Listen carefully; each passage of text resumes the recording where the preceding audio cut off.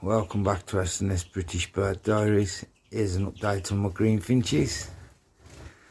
There's pied cinnamons, visually pied, lightly tick pieds.